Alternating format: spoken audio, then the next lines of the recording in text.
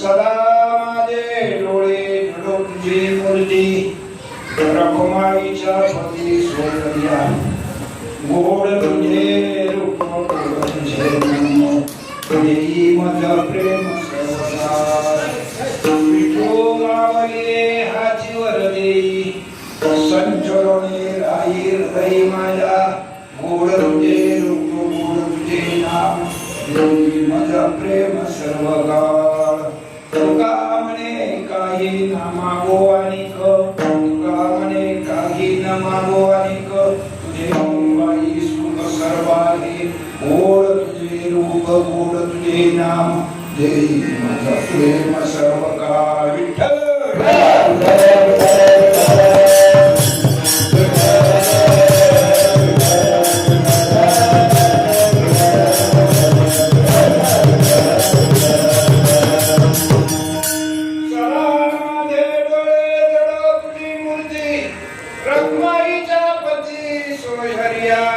गोड तुझे रूप गोड तुझे नाम देई मज प्रेम सर्व काळ पांडुरंगा करू प्रथमा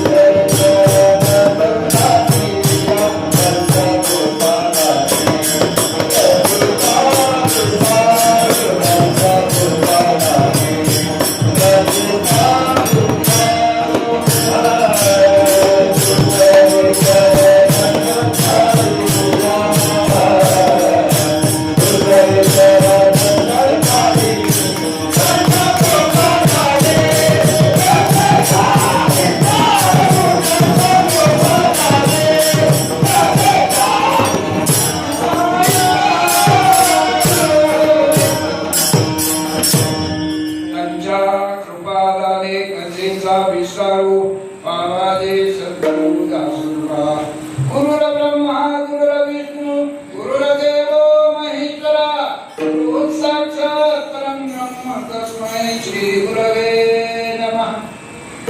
सदा माझे डोळे जळू तुझी मूर्ती, रखुमाईच्या पती सोयरिया. गोड तुझे रूप गोड तुझे नाम, देई मज प्रेम सर्वकाळ. चालू असलेल्या या ज्ञान सत्राच्या अखेरच्या कीर्तन सेवेकरता जो अभंग सेवेकरता निवडलाय तो जगद्गुरु जगद्वंदनीय वैराग्याचे शिरोमणी प्रेम भक्तीचे आग्रही देऊन राशी तुकारामाचा चार चरणाचा मागणीपत्र प्रकार तो कोबाराय या अभंगातून मागणी करतात.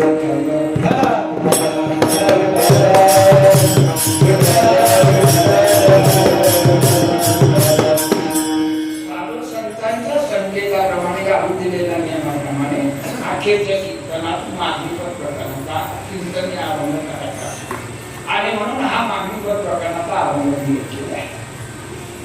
शब्दाचा अर्थ असा आहे, सदा माझे डोळे जोडून तुझी मूर्ती, रखुमाईच्या पती सोयरिया. हे पांडुरंगा, तुझी ही मूर्ती माझ्या डोळ्याने सतत सम्मुख राहावी. पण तू कसा आहे?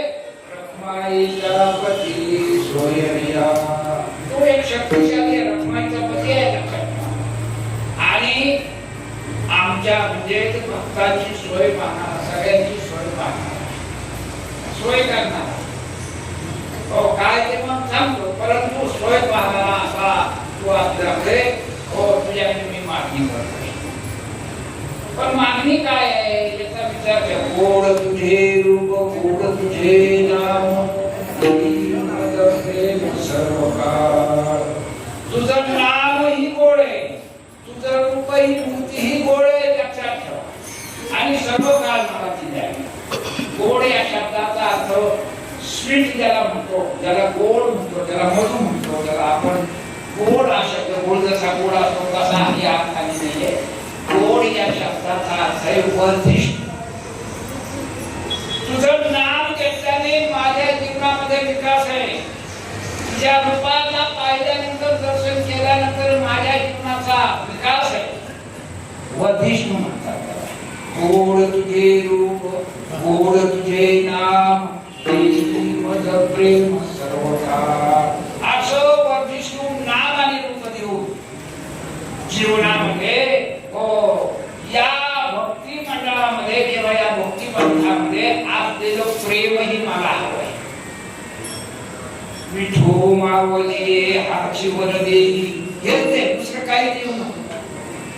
समचरणी राई माझा भगवंता, तुझा अखेरचं रूप आहे तो निर्गुण निराकार आहे, सगुण निराकार आहे, सगुण साकार आहे आणि सगुण विग्रहाने सुद्धा युक्त आहे. तो सगुण विग्रह माझ्या हृदयात कायम राहावा. विठो मावली हाची वर देई, समचरणी राई माझा. आणि हे सगळं मागताना मी फार मागत नाही देवा. तुका म्हणे काही न मागवारी, तुझे पायी सुख सर्व आहे. या वैशिष्ट्य असतात. मागणी करताना कशी करावी याचा हा तुकोबारायांनी मोठा गोड असा हा भाग सांगितला आहे. मागणी करतात देतो का नाही, नाही असं नाही, स्तुती करून मागावी. पहिल्या चरणामध्ये भगवंताची स्तुती केली, भगवंत कसा आहे हे सांगितलं. म्हणजे भगवंताची स्तुती करून मागितली. दुसऱ्या चरणामधून काही मागितलं नाही, गोड तुझे रूप गोड तुझे नाम. म्हणजे कसं मागावं हे पहिल्या चरणात सांगितलं. नम्रतेने स्तुती करून मागावं. दुसऱ्या चरणामध्ये जीवाचा उद्धारक कसा असेल, जीवाचा विकास कसा होईल, का त्याची भगवंताची समरसता कशी होईल, म्हणजे काय मागावं हे दुसऱ्या चरणातून सांगितलं. तिसऱ्या चरणामधून सांगितलं बाबा कोणाकडे मागावं. विठो मावली हाचीवर देई, जो देणार आहे त्याच्याकडून मागावं. त्याचा खिसात फाटकाय त्याला जर म्हटलं का देतो रे 500 रुपये, तो काय नाही. व्यवहारामध्ये जसं शक्य नाही तसं माऊली हाचीवर देई संचरोडी राही आणि किती मागावं म्हणजे कसं मागावं, काय मागावं, कोणाकडे मागावं आणि किती मागावं हे तारतम्य म्हणजे हा व्यवहार देखील तुकोबारायांनी परमार्थातला हा व्यवहारही सांगितला. तुकोबारायांनी केवळ अध्यात्म सांगितलं असं काही नाही, त्या अध्यात्माबरोबर मानवी जीवनाचा व्यवहारही प्रतिपादन केला.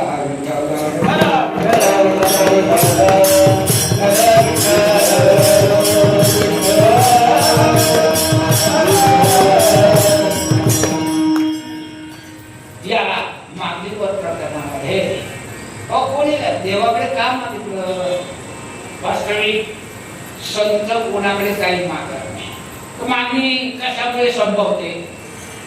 एक तर गरज आहे म्हणून मागणी संभवते. माणसाला फारच अडचण आली तर माणसं दुसऱ्याकडे मागतो. अर्जंट काही काम निघालं आणि घरात पैसे नाही, जायला तर पाहिजे, अशा वेळेस म्हणतो गरज म्हणून मनुष्य दुसऱ्याकडे पैसे मागतो. दे बाबा मला आमच्या ठिकाणी जायचे, कुठले पैसे म्हणजे गरज म्हणून मागतो. दुसरी गोष्ट, अंतःकरणात जर त्या वस्तूबद्दलची जर कामना असेल, इच्छाच असेल तर ती मागणी होते. काही माणसं इतका पैसा मिळतात पण त्याची इच्छा पूर्ण होत नाही. बँका लुटतात. अलीकडे तर जो काही घोटाळा तो कोट्यावधीचा लाखात नाही, हाताला नाही, पण त्यांना किती पैसा मिळाल्यानंतर समाधान, किती इच्छा त्याची पूर्ण होणार आहे काहीच. म्हणजे मागणी दोन कारणात संभवते. पहिलं म्हणजे गरज आणि दुसरी म्हणजे कामना. तुकोबारायांना कामनाही नव्हती, तुकोबारायांना गरजही नव्हती. कामनाही झालो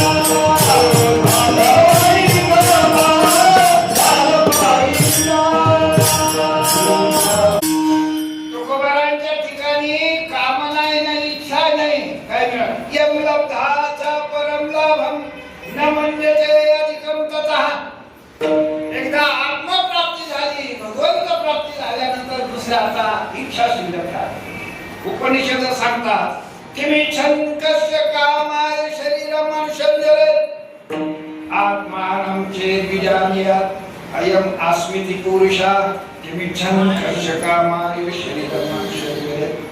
अरे बाबा, ते परमतत्व मीच आहे असं कळाल्यानंतर जगात आता मागायचं काय राहिलं? तो परमात्मा तुमचा राहिला.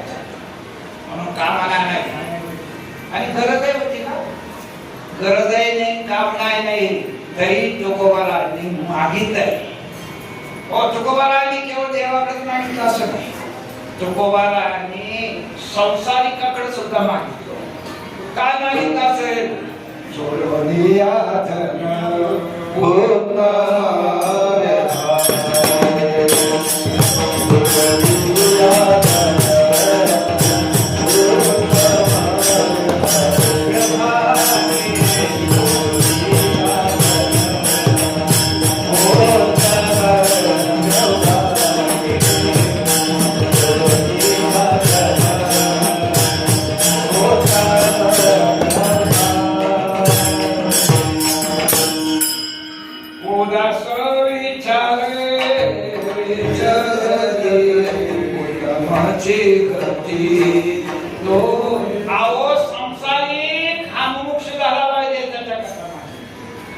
जो मुमुक्ष तो सिद्ध झाला पाहिजे याच्याकरता मागणी केली.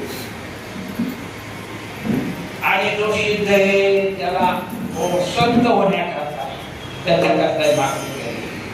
परमार्थ हे महागण दोन्ही देवाचे चरण भावयाच तन्मयी रूपाया घाचे. आणि संतांनी मागणी केली का परमार्थ दृढी करण्याकरता.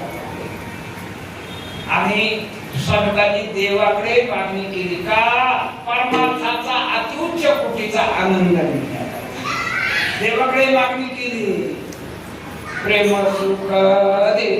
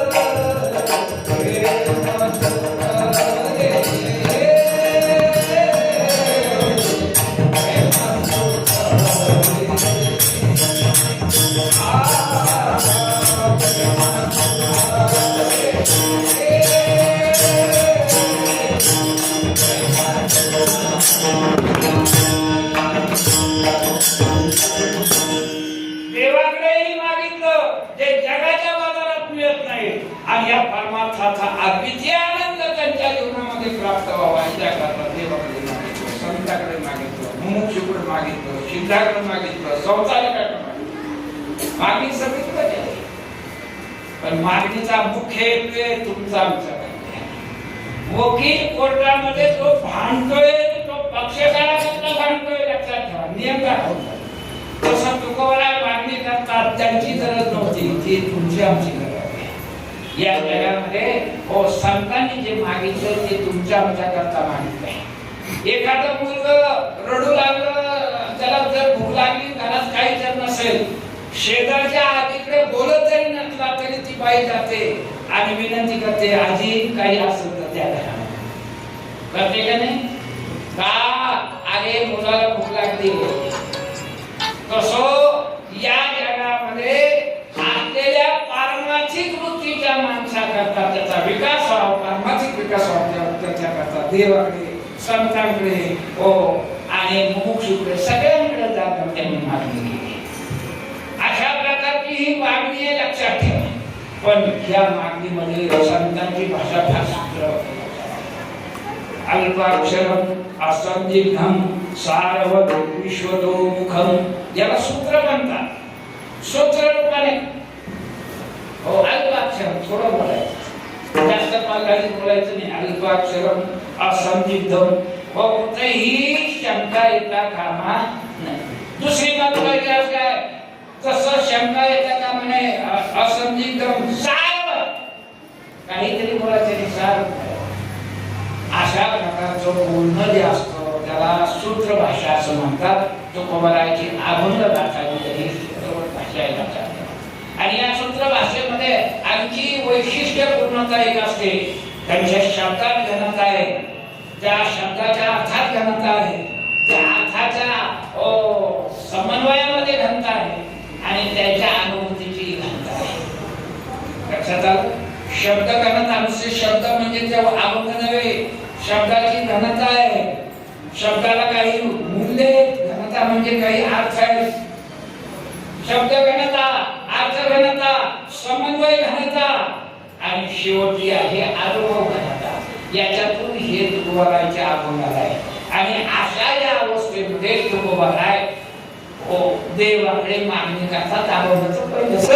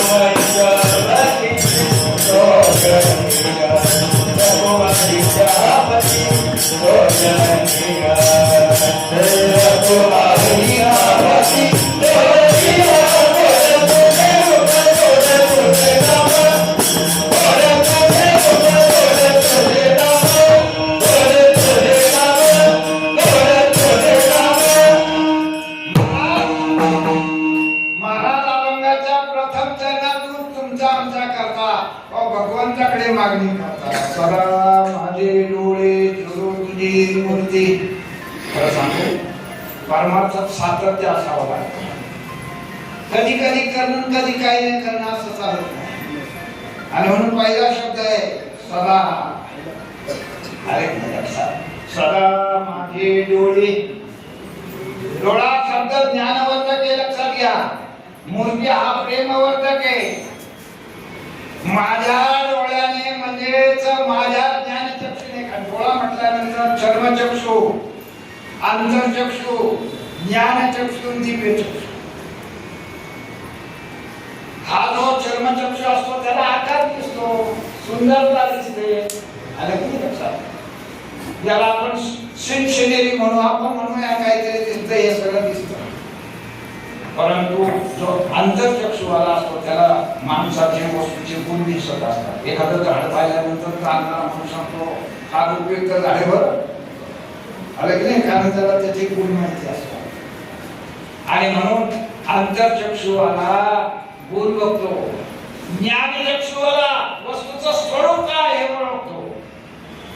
आणि दिव्य दृष्टीवाला त्या वस्तूमधला सगळं विग्रह भगवंत कसा आहे हे लक्षात. आणि म्हणून देवा सदा माझे डोळे.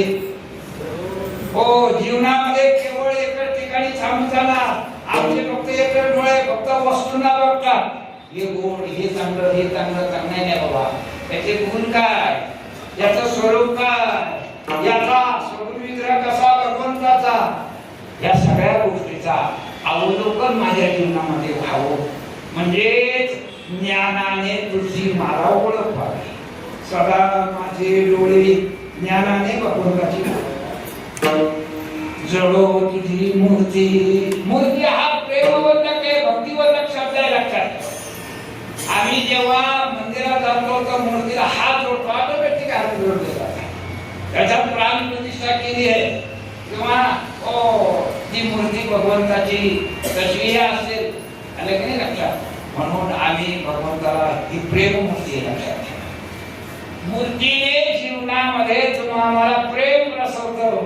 भक्तीमध्ये प्रेमाची अत्यंत गरज, याला फंडामेंटल्स म्हणतात. अहो नोकरी पाहिजे, क्वालिफिकेशन आहे का, आलं की नाही. धंदा करायचा आहे, भांडवल आहे का, शेती करायची, पाणी आहे का, शेती खूप वाटली पाणीच नाही, काय करावं. तुम्हाला काम करायचंय, अंगात ताकद आहे का, त्याला त्याची फंडामेंटल सांगतात.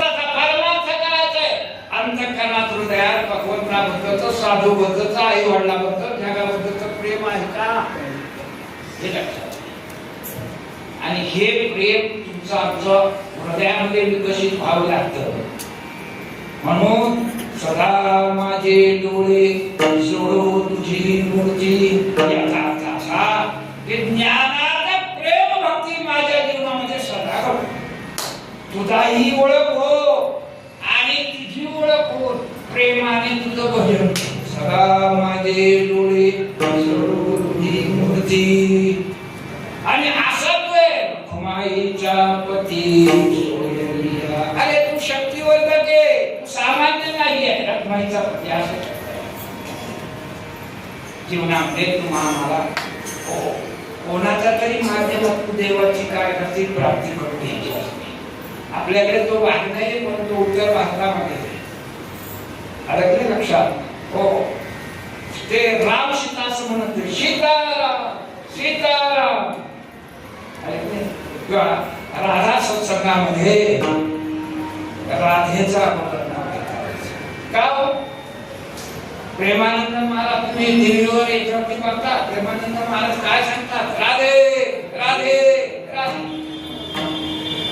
त्यांचं म्हणणं असं आहे, ज्यांनी देवाला प्राप्त करून घेऊन देवाला आनंद निर्माण केला आहे, देवाला बरं का, त्यांच्या जर पायाजवळ आपण बसलो, त्यांची जर संगत केली, त्यांच्या वशिल्याने आपण देवाकडे गेलो तर देव आपल्याला नक्की स्वीकारणार, देव नक्की आपल्याला. आणि तुम्ही आम्ही साधनेच्या जोरावर लाट मारी तिथे पाणी काढेल म्हणून देवाला जर ओळखायला गेले किंवा देवाच्या जवळ जायचा प्रयत्न केला, कदाचित तुम्हाला देव सापडणार नाही.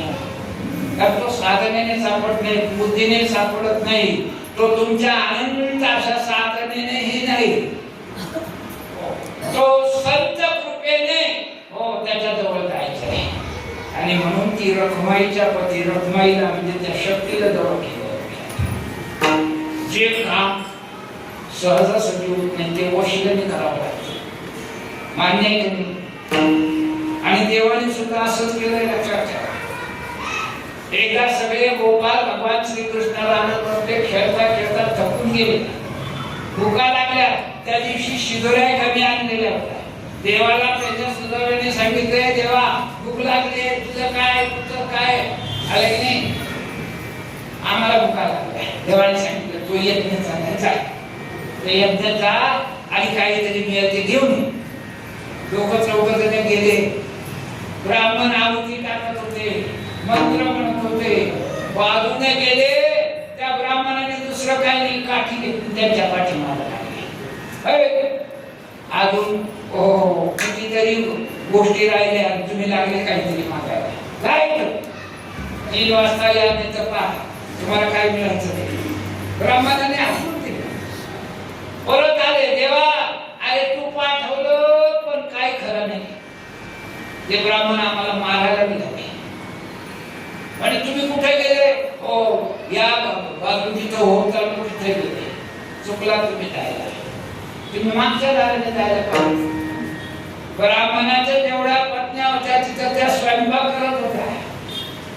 नाही आता तो काठी एखाद्या मागितले आम्हाला. अरे मी सांगतो जा.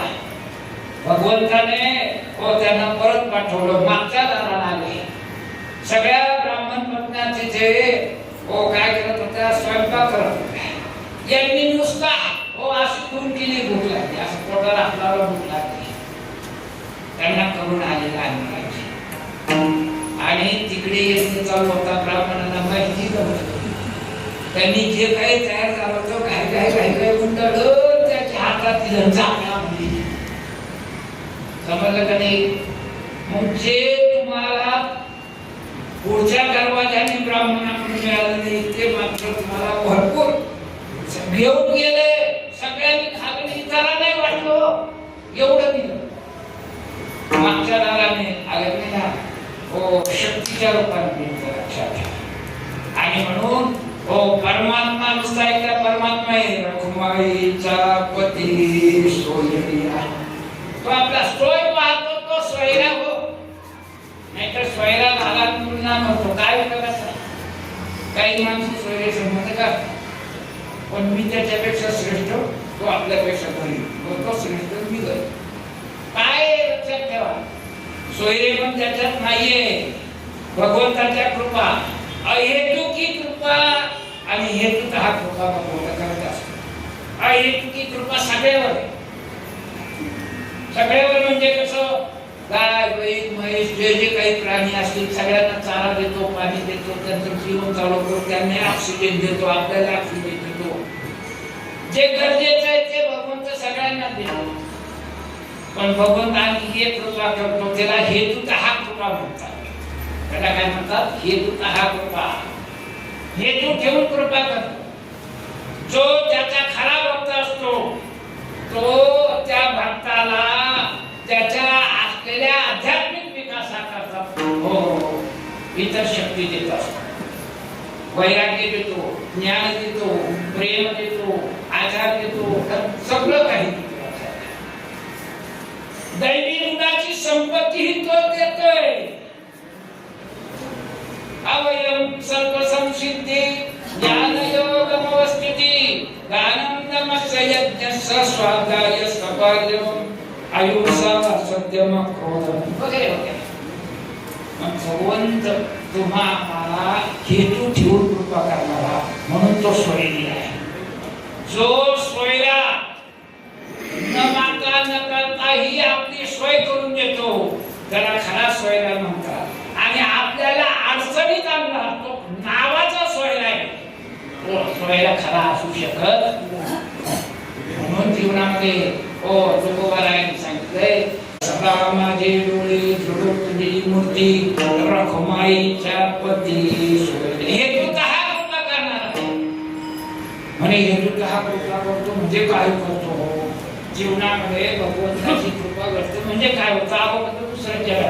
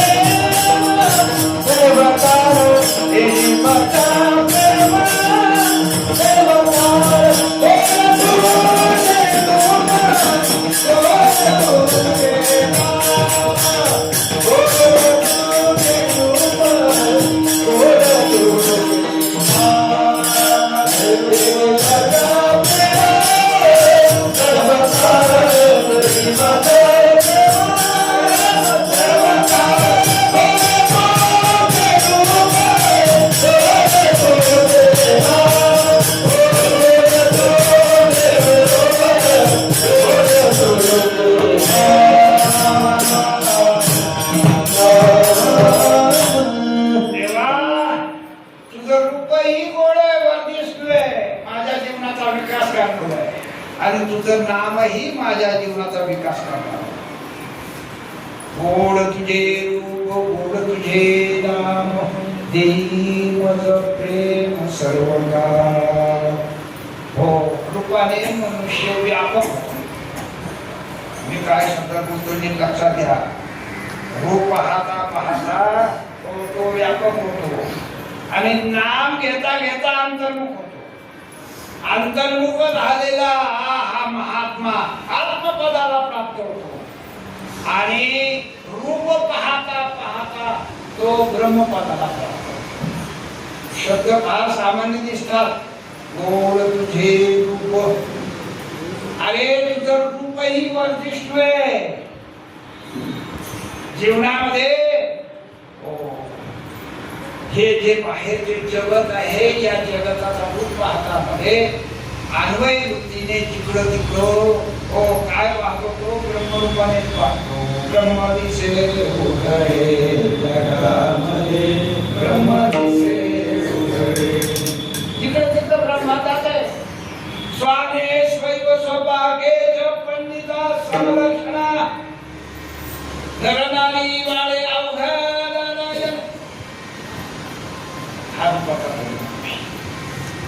मनुष्य रूप पाहता पाहता व्यापक परमात्मा म्हणजे परब्रह्माकडे जातो आणि अंतःकरणामध्ये प्रेम लक्षणा प्रसवते.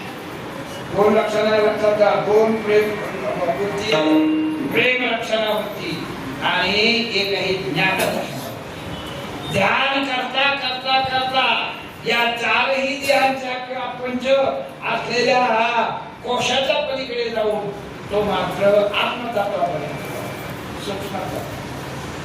आणि म्हणून नामाने मनुष्य ज्ञानाकडे जातो आणि रूपाने मनुष्य प्रेमाकडे जातो. रूपाने प्रेम लक्षणा वृत्ती अंतःकरणात प्रसवते आणि नामाने ज्ञान लक्षणा वृत्ती अंतःकरणात प्रसवते.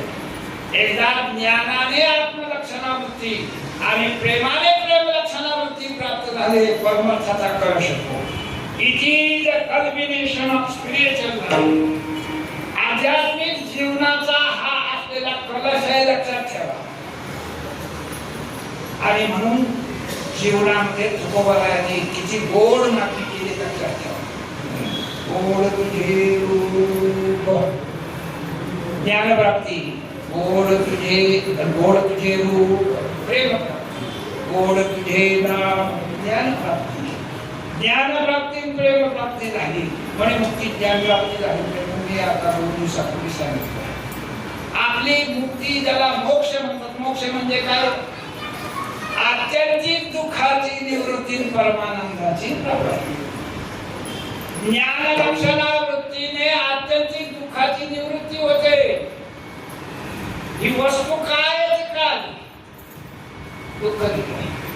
हे जगत काय, संसार काय हे कळालं, देह काय हे कळालं, दुःख गेलं. आणि या जगामध्ये आत्यंतिक दुःखाची निवृत्ती तशी परमानंदाची प्राप्ती. परमानंद केव्हा होतो? ज्या क्षणामध्ये जिकडं तिकडं तो परमात्माच दिसला त्याला परमानंद. आणि म्हणून या प्रेम रक्षणावृत्तीने मनुष्य हा त्याच्या उंची पायरी होतो. आत्यंतिक दुःखाची निवृत्ती आणि परमानंदाची प्राप्ती या दोन्ही मिळून हा मोक्ष आहे. लक्षात ठेवा. कैवल्याची व्याख्या करताना मी लक्षात ठेवा. पातंजली योगसूत्रात सांगितलंय बाबा पुरुषाच शून्यम गुणानां प्रतिग्रसवः ब्रह्म प्रतिष्ठा वाचिशक्ती. ज्याच्या जीवनामध्ये 4 पुरुषार्थ होऊन गेले. पुरुषार्थ शून्यानां गुणानां प्रतिग्रसवः सत्व रज तम निघून गेले. त्याच्या पलीकडे लक्षात ठेवा एकूण मायेमध्ये निघून गेले. प्रसव प्रसव म्हणजे आपल्या कारणामध्ये निघून जाणे. प्रसव या शब्दाचा अर्थ आहे कार्यामध्ये येणे. आणि त्याच्या उलट आहे गुणानां प्रतिप्रसव. हा प्रतिप्रसव म्हणजे कार्यात झाले. गुण आपल्या मायेत निघून गेले. पुरुषार्थ सिद्ध झाला. ब्रह्मप्रतिष्ठा प्राप्त झाली म्हणजे ब्रह्माचा अनुभव झाला. आणि त्याचा आनंदाचा उपभोग शक्ती जीवनामध्ये अशी ही कैवल्याची प्राप्ती तुमच्या जीवनात होण्याकरता गोड तुझे रूप गोड तुझे नाम देई मज प्रेम सर्वकाळ. देवा मला या जगामध्ये देवाने सगळं काही दिलं. 2 गोष्टी आपल्या हातात ठेवल्या. या संसारातलं जन्म मरण आपल्या हातात ठेवलं आणि परमात्म्यातलं प्रेम देणं आपल्या हातात ठेवलं. बाकी सगळं दिलं. म्हातारा तोच लहान सगळं देऊन टाकतो. बँक अकाउंट आपल्या ताब्यात शेवटपर्यंत. आजकालची अवस्था राहिलेली नाही तर माणसं काय करतात जेवढं मिळालं मुलाच्या नावावर आमच्याच्या नावावर तमक्याच्या नावावर. हाय मुलगा सांभाळत नाही ती मुलगी सांभाळत त्याची ससे उलपट. मला एवढं सांगायचं आहे की जीवनामध्ये तुम्हा आम्हाला भगवंत प्रेम देऊ शकतो. दुसरं कोणीही देऊ शकत नाही. प्रेमाची व्याख्या तरी काय आहे? प्रेमाची व्याख्या नारद मुक्ती सूत्रामध्ये सांगितली. लक्षात ठेवा. कामनारहितम. हे प्रेम कोणाच्या हृदयामध्ये प्रसवतं? हृदयम. कोणाच्या हृदयामध्ये हे प्रेम निर्माण होतं? म्हणजे ज्याचं हृदय कामनारहितम गुणातीतम प्रतीक्षण वर्धमानम अविच्छिन्न रूपम. कितीतरी गोष्टी लक्षात ठेवा. अविच्छिन्न नाही सूक्ष्मतरम अनुभव रूपम. या 6 गोष्टी प्रेमाची लक्षणं आहे. लक्षात ठेवा. त्याच्या हृदयामध्ये प्रेम प्राप्त होते. आणि म्हणून देवा मला असं प्रेम दे तर माझं हृदय या पद्धतीने आपल्या नुसतं प्रेम दे प्रेम दे. आपल्या प्रेमाची वेगळ्या व्याख्या. आपलं प्रेम म्हणजे एक तुझे केले. तुमच्या लक्षात आलं का? मेळी एक तुझे केली ही आपलं प्रेमाची व्याख्या. लक्षात ठेवा. अरे बाबा अंतःकरणामध्ये अशाश्वत वस्तूचं आकर्षण त्याला कामना म्हणतात. आणि अंतःकरणामध्ये शाश्वत वस्तूचं म्हणजे देवाचं आकर्षण जर असेल तर त्याला प्रेम म्हणतात. सात्वस्मिन् परम प्रेम रूपा अमृत रूपाश भक्तीची व्याख्या करताना सांगितलंय तुझ्या अंतःकरणात जे आत्मतत्व आहे त्याच्याबद्दलची आत्यंतिक ओढ तुला लागणं हे खरं प्रेम आहे. आणि ह्या प्रेमाची ही जी ओढ असते म्हणजे भगवंताची अत्यंतिक ओढ असणं हे प्रेम आहे.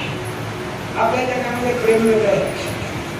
काहींचं प्रेम गुंजवत असतं. गुंजवत म्हणजे गुंजा पाहिला की नाही रानामध्ये लांबून पाहिलं तर काय दिसतं वगैरे निखारा लाल पडलेलं असं गुंजवत प्रेम. पण खरं सांगा तो निखारा असतो का?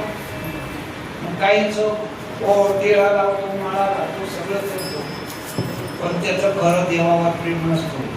त्याचं संसारावर नाही तर काहीतरी स्वतःवर प्रेम असतं. हे लक्षात ठेवा. म्हणून हे गुंजवत प्रेम आहे. दुसरा आहे लाखवत प्रेम. लाख लाख लाख माहिती आहे तुम्हाला? पोस्टाचं शील करतात त्याला लाख म्हणतात. शील काय नाही म्हणतात. दिव्यावर किंवा त्या विष्णावर धरली तर नितळते आणि देवापासून बाजूला केली तर घट्ट होते का नाही? 7 दिवस सप्ताह असला तर सगळ्यांच्या पुढे येऊन बसतो आणि 7 दिवस सप्ताह गेला इकडे दुसरा कालांत त्याचा वेगळा सारा असतो. तुमच्या लक्षात आलं ना? अहो लक्षात येते का नाही? जीवनामध्ये गुंजवत प्रेमाचे जोपर्यंत पंढरपुरात आले ना महाराज काही खरं नाही काही खरं नाही अरे की कोणाची मुलगा कोणाचं काय अरे किती लक्षात म्हणजे हा घरी जातो की नाही पंढरपूर असा सगळ्यात असं बोलतो. पण काय सांगू तिथं आम्ही 9मीला पोहोचतो 10मीला पोहोचतो. महाराज चालू आता इथपर्यंत आलो भोजन करत आलो आनंद वाटला. अरे एकादशी थांब उद्या एकादशी उद्या एकादशी द्वादशी लागतात सगळ्याच थांबे याला काय म्हणायचं? गुंजवत प्रेम. जोपर्यंत आहे तोपर्यंत एकदा का समजो. तिसरा आहे दुग्धवत प्रेम. काही न दूध आवडत नाही पण त्याच्यात मसाला टाकून तापवलं तर म्हणतोय आणखी एका असा दूध न पिणारा मनुष्य दुधामध्ये मसाला टाकून जर तयार केलं तर ते सगळं अधिक लागतं. तसं काहींचं प्रेम भोजन सगळं गचकीक असं गचकीच तर भोजन हे म्हणजे हे काय कीर्तन आहे काय भजन आहे का? काहीतरी करता तो तुझा वेळासारखा. अरे जीवनामध्ये हेही सकाळावं लागेल. कीर्तन जगा करता नाही कीर्तन आपल्या करता. आपण आपल्या तत्वाशी आपणच आपण रमून जाणं हे खरं कीर्तन. आणि म्हणून ते दुग्धवत प्रेम हे लक्षात ठेवा. आणि शेवटी आहे त्याला म्हणतात मधुवत प्रेम. मधु म्हणजे मध. मध म्हणजे काय हो? किती उष्णता पडो 50च्या पुढे 60च्या पुढे गेलं तर ते वितळत नाही बघत नाही लक्षात ठेवा. आणि किती थंडी पडली तरी ते बोलत नाही. तसं कोणत्याही अवस्थेमध्ये त्याचा परमार्थ सुटत. कितीही गरिबी आली तरी त्याचा परमार्थ हरिपाठ सुटत. आणि कितीही श्रीमंती आली तरी त्याचा परमार्थ सुटत. त्याला मधुवत प्रेम म्हणतात. निष्ठेचं प्रेम म्हणतात. खरं प्रेम म्हणतात. तुमच्या आमच्या जवळ या प्रेमाची गरज आहे लक्षात ठेवा. देई मध प्रेम हे मधुवत प्रेम दे. देवा तुझाच तळा असावा.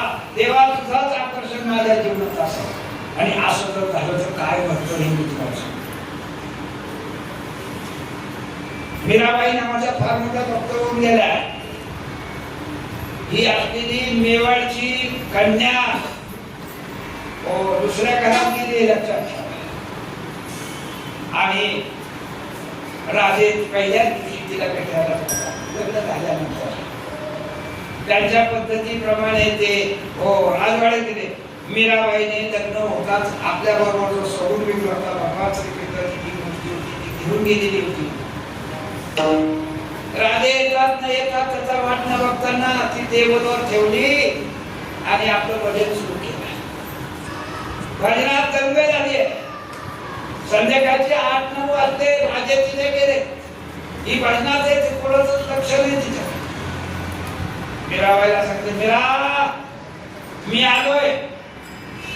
मेरा बाजी बदलता डोळे लागलेले, ते म्हणतात कोण? अरे लग्नात ज्याने तुला वरलंय ना तो आलोय.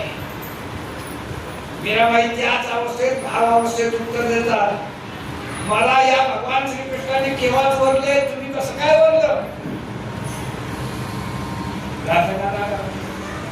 काही बडबड करते, आज मी तुझ्या हातचा विडा खाणार आहे, मी तुझ्याकडे आलोय आणि तू म्हणते भगवान श्रीकृष्णाने केव्हाच वरलंय मला? तुझ्या हातचा विडा खाण्याकरता मिला तुझं तो मूर्ती, तुझी ती सगुण विग्रह विडा खाईल का? त्या मीराबाईने सांगतो का खाणार नाही? समोर ताटामध्ये विडा होता, मीराबाई भजन करत करत हातामध्ये विडा घेतला आणि भजन करत करत त्या मूर्तीच्या समोर गेली आणि मूर्तीने तो विडा स्वीकारला. त्या सगुण विग्रहाने भगवंताने तो विडा स्वीकारला. नव्हे त्याचं तोंडही लाल दिसू लागलं. राजाने ती अद्भुत चमत्कार पाहिल्यानंतर मात्र राजा मीरा, अरे तुझा अधिकार मी नाही बोलतो, बस बस बस, आता मात्र मी तुला कधी काही बोलणार नाही. मला दुसरं लग्न करण्याची परवानगी दे. आणि तुझा हा भाव, तुझा हा परमाचा तुझे काय चालू? राजाने स्वतंत्र मंदिर बांधून दिलं, महाल बांधून दिला. मीराबाई भगवंताचं भजन करत राहिली. मला का सांगायचंय? गोड तुझे रूप, गोड तुझे नाम, देई मज प्रेम सर्वगा. बस बस बाकी अरे मागावं कोणाकडे, जो देईल त्याच्याकडे मागावं.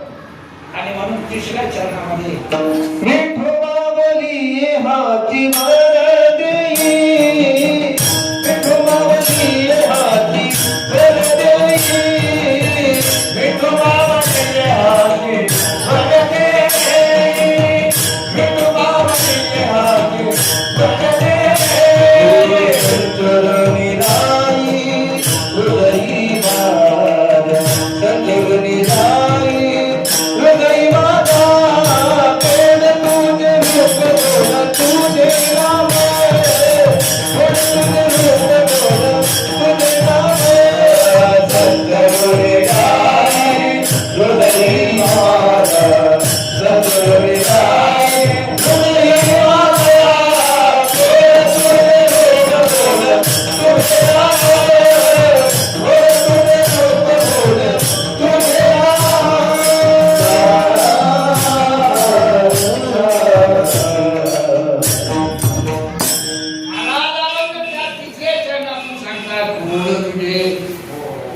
विठोबावली हाची वरदी, संचरणी राही माझ्या माझ्या सगुण विग्रहाने थोडा आणि तिथं राहू नको. तुझ्या पायाचं दर्शन मला मिळालं. आपल्या संत वाङ्मयामध्ये काही शब्दांना विशेष लक्षात नाही. लक्षात घ्या, देवाचे चरण म्हणजे भगवंताचं स्वरूप लक्षात घ्या. आणि संतांचे चरण याचा अर्थ आहे संतांनी केलेल्या साधनेचा विचार लक्षात घ्या. संत चरण रज लागता सहज वासनेचे प्रिय आहे की नाही?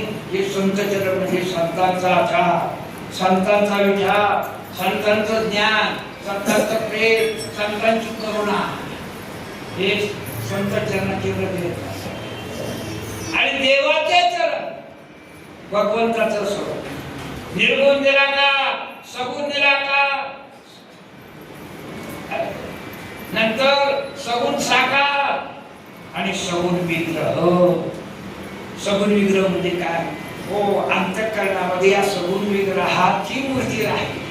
सगुण विग्रह म्हणजे भक्ताच्या प्रेमाकरता आकारवान राहिलेला देव. भक्ताच्या प्रेमाकरता हो, पाणी फ्रीज मध्ये ठेवल्यानंतर जसं त्याचं बनतो, म्हणजे पाण्याच्या मूळ धर्मामध्ये एलिमेंट मध्ये काही फरक होतो का? अहो, पाणी जेव्हा ठेवलं जातं ते H2O असतं. रसायनशास्त्राचं नाव काय आहे? रसायन सूत्र काय आहे? H2O. आणि जेव्हा बर्फ होतो तेव्हा ते H2O.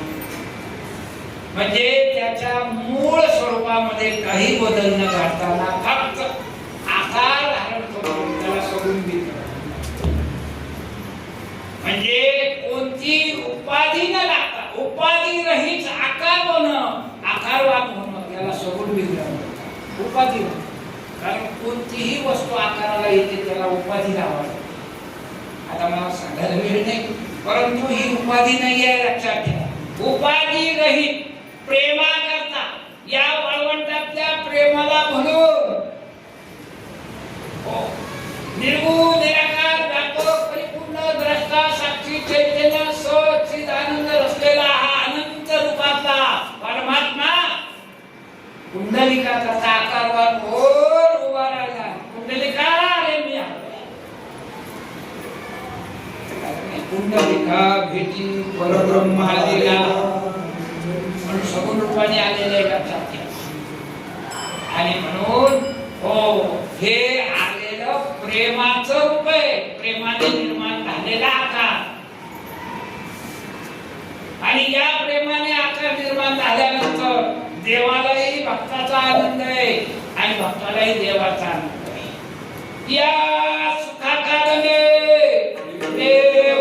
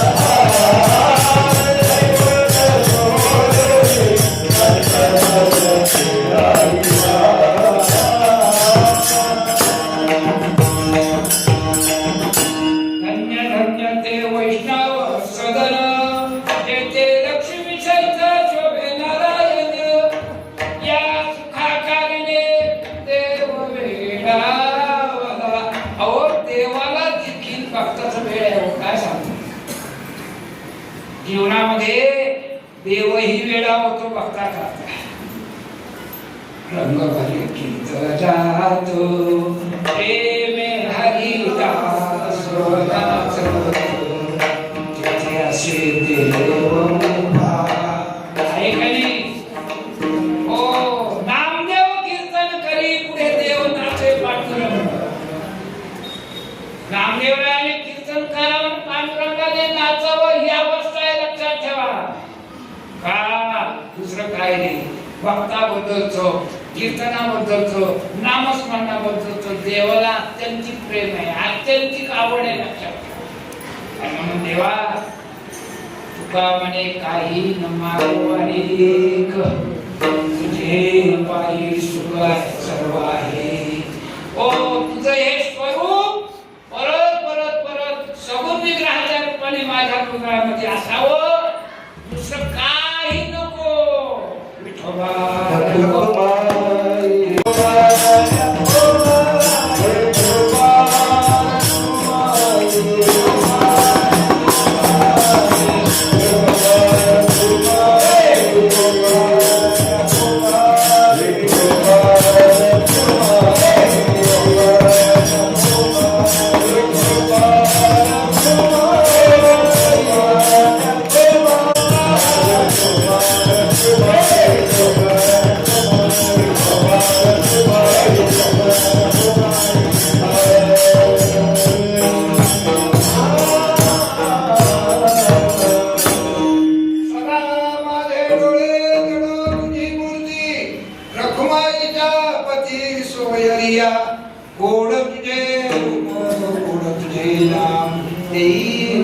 प्रेम सर्वकार विठो संचरो निराई हृदयी माझ्या तुका म्हणे काही न मागो आणि तुझे पायी सुख सर्व आहे.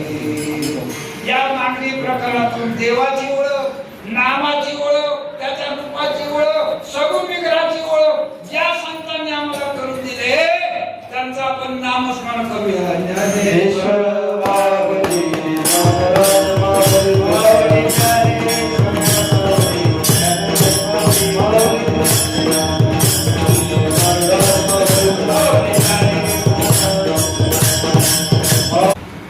या अभंगाचं मागणी मधलं सार मात्र मी लक्षात घ्या.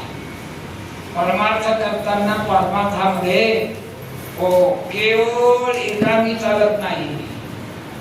आपल्या जीवनामध्ये भगवंतही कळावा, भगवंताबरोबर आपलं हृदयही शुद्ध आणि अंतर्मुख असावं आणि त्या भगवंताची भक्ती करताना जो सगुण विग्रह भगवंताचं जे अंतिम स्वरूप आहे, भगवंताचं प्रेमाने निर्माण झालेलं त्या स्वरूपाचं ही अंतःकरणामध्ये स्मरण असावं, त्याच्या स्वरूपाचंही स्मरण असावं. सगुण आणि निर्गुण भगवंताचं प्रेमाने निर्माण झालेलं सगुण विग्रह आणि त्याच्या चरणाजवळ असलेलं त्याचं स्वरूप, या सर्व गोष्टीचा विचार करता भगवंत सर्वांगाने इन ऑल रेस्पेक्ट सर्वांगाने विचारावा. भगवंत एकांगाने चालत नाही, लक्षात ठेवा. देत प्रवक्ष्यामि यज्ञात्मृत स्मृते तिथं सांगते. अरे ते ज्ञ तो परमात्मा जाणून घ्या, तो अमृतमय होतो, तो सुखी होतो, तो खऱ्या अर्थाने परमात्मा स्वरूपाशी समजतो.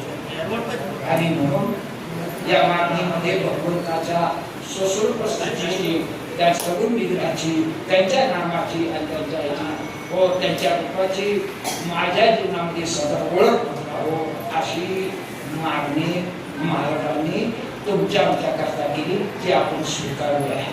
आणि अंतःकरण जर स्वीकारली तर भगवंत आपल्याला कृपा केल्यावर राहणार नाही. आज मोठ्या प्रेमाने या परिसरातल्या असलेल्या डोंगावला वगैरे या भागातल्या असलेल्या सर्व भाविकांनी हा सप्ताह या कृष्णेश्वराच्या चरणाजवळ निर्माण तयार केला किंवा चालू केला आणि हा अखंडपर्यंत 3.5 दिवसाचा सप्ताह पूर्ण केला. त्याबद्दल सर्वांना मी धन्यवाद देतो. मी सर्वांना अंतःपूर्वक नमस्कार करतो. मोठ्या प्रेमाने नाशिकचे जे काही भक्त असतील किंवा इथे जे काही भक्त असतील त्यांनी मला इथं प्राचारण केलं आणि माझ्या परमार्थामध्ये, माझ्या चिंतनामध्ये भर घातली, त्याबद्दल मी त्यांचा अभिनंदन देतो. आणि ही सेवा तुमच्या चरणाजवळ अर्पण करून माझ्या शब्दाला पुनश्चेतवा मी काय करतो स्थिर करतो. जय विठ्ठल हरे